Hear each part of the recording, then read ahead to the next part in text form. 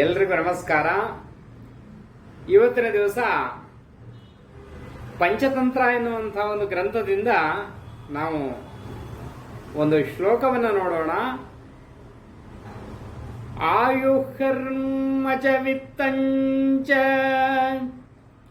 ವಿದ್ಯಾ ನಿಧನಮೇವ ಚ ಪಂಚೈತಾನಿ ಹಿ ಸೃಜ್ಯಂತೆ ಗರ್ಭಸ್ವಸ್ಯೈವ ದೇಹಿನಃ. ಇದರ ಅರ್ಥವೇನೆಂದು ನೋಡೋಣ. ಆಯುಷ್ಯ ಹಿಂದಿನ ಜನ್ಮದಿಂದ ಬರುವಂತಹ ಒಂದು ಕರ್ಮಫಲ, ಹಣ ಗಳಿಸುವಂತಹದ್ದು, ವಿದ್ಯೆ ಮತ್ತೆ ಮರಣ, ಇವು ಗರ್ಭಾವಸ್ಥೆಯಲ್ಲಿಯೇ ನಿರ್ಣಯ ಆಗಿರುವಂತಹದ್ದು ಅಂತ ಈ ಒಂದು ಶ್ಲೋಕದಲ್ಲಿ ಹೇಳ್ತಾರೆ. ಇದರಲ್ಲಿ ಮೊದಲನೇದಾಗಿ ಆಯುಹು ಅಂತ ಹೇಳ್ತಾರೆ.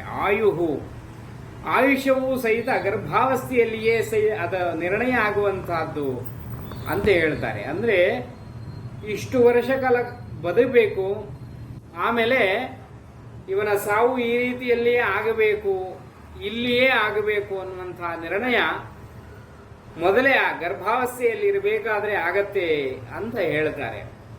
ಯಾವ ರೀತಿಯಲ್ಲಿ ಅಂದ್ರೆ ಮನುಷ್ಯನ ಹಣೆಯ ಬರವನ್ನ ಬರೆದಿರುವಂತಹ ಬ್ರಹ್ಮನಿಂದಲೇ ಅದನ್ನ ಬದಲಾಯಿಸಲಿಕ್ಕೆ ಸಾಧ್ಯವಿಲ್ಲ ಅಂತ ಹೇಳ್ತಾರೆ.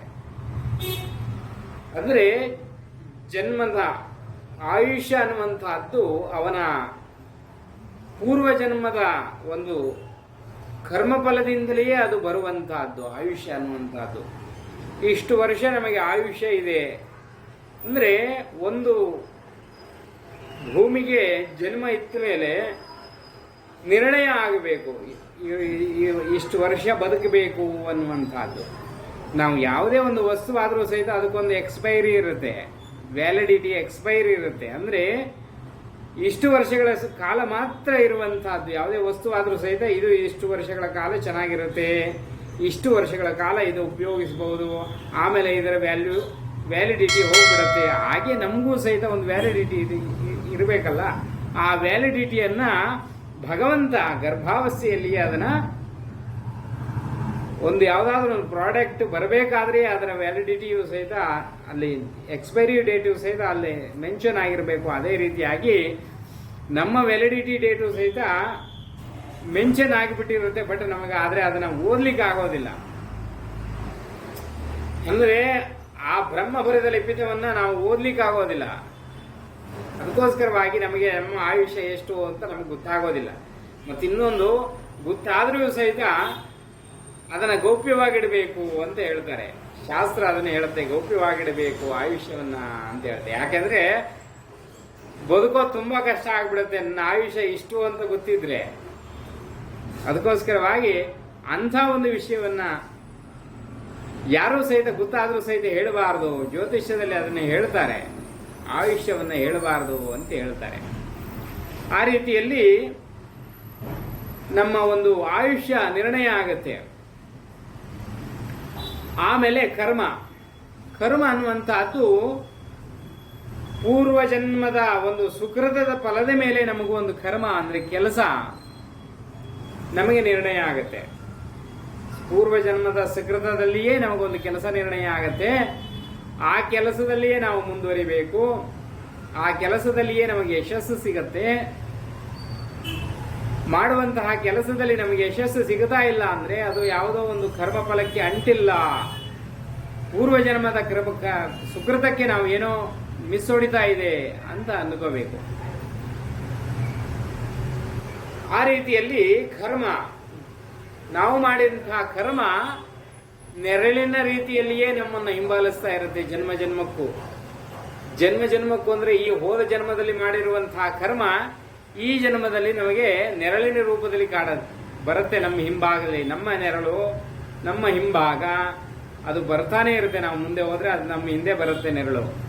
ಆ ರೀತಿಯಲ್ಲಿ ಹಸುಗಳ ಗುಂಪಿನಲ್ಲಿ ತನ್ನ ತಾಯಿಯನ್ನ ಕರು ಹೇಗೆ ಗುರುತಿಸತ್ತೋ ಆ ರೀತಿಯಲ್ಲಿ ನಮ್ಮ ಕರ್ಮಫಲ ನಮ್ಮನ್ನು ಗುರುತಿಸುತ್ತೆ ಅಂತ ಹೇಳ್ತಾರೆ.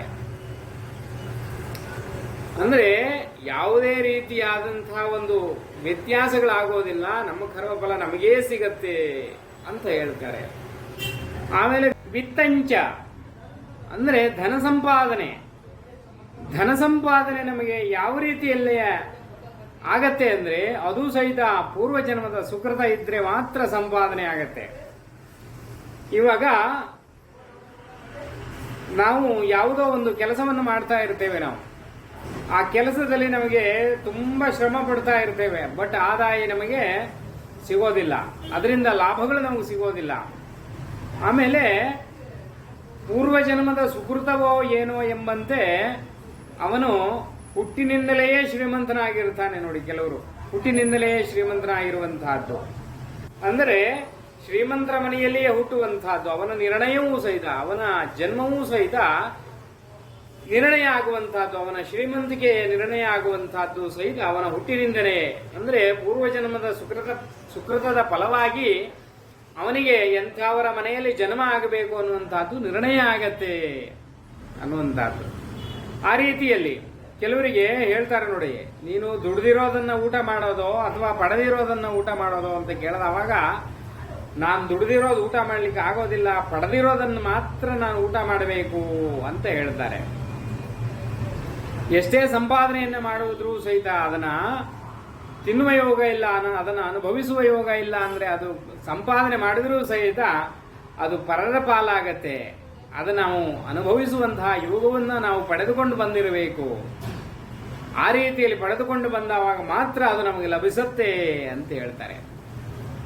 ಆ ರೀತಿಯಲ್ಲಿ ನಾವು ಈ ಜನ್ಮದಲ್ಲಿ ನಾವು ಸಂಪಾದನೆಯನ್ನು ತುಂಬಾ ಯಥೇಚ್ಛವಾಗಿ ಸಂಪಾದನೆಯನ್ನು ಮಾಡಿದ್ದೇವೆ, ಅದನ್ನು ಯಾವುದು ಅನುಭವಿಸಲಿಕ್ಕೆ ಆಗಲಿಲ್ಲ, ಎಲ್ಲವನ್ನ ನಾವು ಬಿಟ್ಟು ನಾವು ಹೋಗಿರ್ತೇವೆ. ಆವಾಗ ನಮಗೆ ಹುಟ್ಟಿನಿಂದೆಯೇ ಶ್ರೀಮಂತಿಕೆ ಬರುತ್ತೆ. ಹೇಗೆ ಅಂದ್ರೆ ಆ ಸಂಪಾದನೆ ಮಾಡಿ ಇಟ್ಟಿರುವಂತಹದ್ದು ನಮ್ಮ ಕರ್ಮಫಲದಲ್ಲಿ ನಮಗೆ ಒಂದು ಅದು ಸಂಪಾದನೆಯಾಗಿ ಉಳಿಯುತ್ತೆ, ಅದು ಮುಂದಿನ ಜನ್ಮದಲ್ಲಿ ನಮಗೆ ಸಿಗತ್ತೆ ಅಂತ ಈ ಶಾಸ್ತ್ರ ಹೇಳುತ್ತೆ ಇದನ್ನ. ಅದಕ್ಕೋಸ್ಕರವಾಗಿ ಅಂಥ ಒಂದು ಧನ ಸಂಪಾದನೆಯೂ ಸಹಿತ ಜನ್ಮ ಜನ್ಮಾಂತರದ ಕರ್ಮದ ಫಲದ ಮೇಲೆಯೇ ನಮಗೆ ಸಂಪಾದನೆ ಆಗುವಂತಹದ್ದು ಅಂತ ಹೇಳ್ತಾರೆ. ಆಮೇಲೆ ವಿದ್ಯೆ ಎನ್ನುವಂತಹದ್ದು ಸಹಿತ ನಮಗೆ ಪೂರ್ವಜನ್ಮದ ಸುಕೃತ ಇದ್ರೆ ಮಾತ್ರ ವಿದ್ಯಾವಂತರಾಗುವಂತಹದ್ದು ಅಂತ ಹೇಳ್ತಾರೆ. ನೀವು ಒಂದೇ ಕ್ಲಾಸಿನಲ್ಲಿ ಹಲವಾರು ವಿದ್ಯಾರ್ಥಿಗಳಿದ್ರೂ ಸಹಿತ ಆ ಹಲವಾರು ವಿದ್ಯಾರ್ಥಿಗಳು ಸಹಿತ ಒಬ್ಬೊಬ್ಬರ ಅಧ್ಯಯನದ ಒಂದು ಇದು ಬೇರೆ ಬೇರೆ ಇರುತ್ತೆ.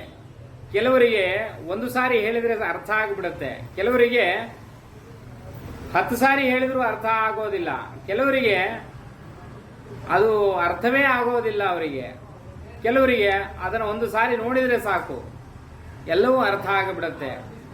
ಆ ರೀತಿಯಲ್ಲಿರುವಂತಹದ್ದು ಅಂದ್ರೆ ಅವನಿಗೆ ಪೂರ್ವಜನ್ಮದ ಆ ವಾಸನ ಇದೆ ಅಂತ ಹೇಳ್ತಾರೆ. ಅಂದ್ರೆ ಹಿಂದಿನ ಜನ್ಮದಲ್ಲಿ ಅವನು ಯಾವುದೋ ಒಂದು ಒಳ್ಳೆ ವಿದ್ಯಾವಂತನಾಗಿದ್ದ, ಈ ಜನ್ಮದಲ್ಲಿ ಅವನಿಗೆ ಅದು ಯಾವುದೂ ಕಷ್ಟ ಆಗೋದಿಲ್ಲ ಅವನಿಗೆ ಅಂತ ಹೇಳ್ತಾರೆ. ಅಂದ್ರೆ ಪೂರ್ವ ಜನ್ಮದಲ್ಲಿ ಮಾಡಿರುವಂತಹ ವಿದ್ಯಾಭ್ಯಾಸವೂ ಸಹಿತ ನಮಗೆ ಈ ಜನ್ಮದಲ್ಲಿ ತೋರಿಸುತ್ತೆ. ಕೆಲವರಿಗೆ ವಿದ್ಯಾಭ್ಯಾಸವನ್ನು ಮಾಡ್ತಾರೆ, ಅವರು ಅಧ್ಯಯನವನ್ನು ಮಾಡ್ತಾರೆ, ತುಂಬಾ ಕಷ್ಟವನ್ನು ಪಡ್ತಾರೆ ಅಧ್ಯಯನವನ್ನು ಮಾಡಲಿಕ್ಕೆ. ಕೆಲವರು ತುಂಬಾ ಆರಾಮಾಗಿ ಅಧ್ಯಯನವನ್ನು ಮಾಡ್ತಾರೋ ಇಲ್ವೋ ಅನ್ನೋದೇ ಅವರಿಗೆ, ಇವನು ಪಾಸ್ ಆಗ್ತಾನೋ ಇಲ್ವೋ ಅನ್ನೋದು ಡೌಟ್ ಅಲ್ಲಿ ಇರ್ತಾರೆ. ಆದ್ರೆ ಅವರು ಉತ್ಕೃಷ್ಟ ಉತ್ತಮ ಅಂಕವನ್ನು ಗಳಿಸ್ತಾರೆ ಅವರು. ಯಾಕೆಂದ್ರೆ ಅವರ ಅಧ್ಯಯನ ಹಿಂದಿನ ಜನ್ಮದಲ್ಲೇ ಆಗಿರುತ್ತೆ. ಅದಕ್ಕೋಸ್ಕರವಾಗಿ ಅಂಥ ಒಂದು ವಿದ್ಯೆ ಎನ್ನುವಂತಹದ್ದು ಸಹಿತ ಜನ್ಮಾಂತರದಿಂದ ಬರುವಂತಹದ್ದು ಅಂತ ಹೇಳ್ತಾರೆ. ಆಮೇಲೆ ನಿಧನಮೇವಚ ಅಂದ್ರೆ ಸಾವು ಸಹಿತ ನಮಗೆ ಈ ರೀತಿಯಲ್ಲಿ ಬರಬೇಕು ಅಂತ, ಈ ರೀತಿಯಲ್ಲಿ ಸಾವಾಗಬೇಕು ಇವನಿಗೆ ಇದೇ ರೀತಿಯಲ್ಲಿ ಸಾವು ಅನ್ನುವಂತಹದ್ದು ಸಹಿತ ನಿರ್ಣಯವಾಗಿರುತ್ತೆ. ಅದು ಸಹಿತ ತಾಯಿಯ ಗರ್ಭದಲ್ಲಿಯೇ ನಿರ್ಣಯವಾಗಿರುತ್ತೆ ಅಂತ ಹೇಳ್ತಾರೆ. ಈ 5 ಲಕ್ಷಣಗಳನ್ನ ನೀವು ನೋಡಿದ್ರಿ. ಆ ರೀತಿಯಲ್ಲಿ ಎಲ್ಲವೂ ಸಹಿತ ನಾವು ಅಂದ್ಕೊಳ್ಳೋದೇ ಒಂದು ಆಗೋದೇ ಒಂದು ಆಗತ್ತೆ ಅಂತ ಹೇಳ್ತಾರೆ ನೋಡಿ. ಅದೇ ಸುಕೃತ ಜನ್ಮದ ನಮ್ಮ ಪೂರ್ವ ಜನ್ಮದ ನಾವು ಮಾಡಿರುವಂತಹ ಕರ್ಮಕ್ಕೆ ಅನುಸಾರವಾಗಿ ನಮಗೆ ಜನ್ಮ ಬರುತ್ತೆ, ಗರ್ಭಾವಸ್ಥೆಯಲ್ಲಿ ಅದರ ನಿರ್ಣಯ ಆಗತ್ತೆ ಅಂತ ಈ ಶ್ಲೋಕದಲ್ಲಿ ಅದ್ಭುತವಾದಂತಹ ಒಂದು ವಿಚಾರವನ್ನು ನಾವು ತಿಳ್ಕೊಂಡ್ವಿ. ಎಲ್ರಿಗೂ ನಮಸ್ಕಾರ.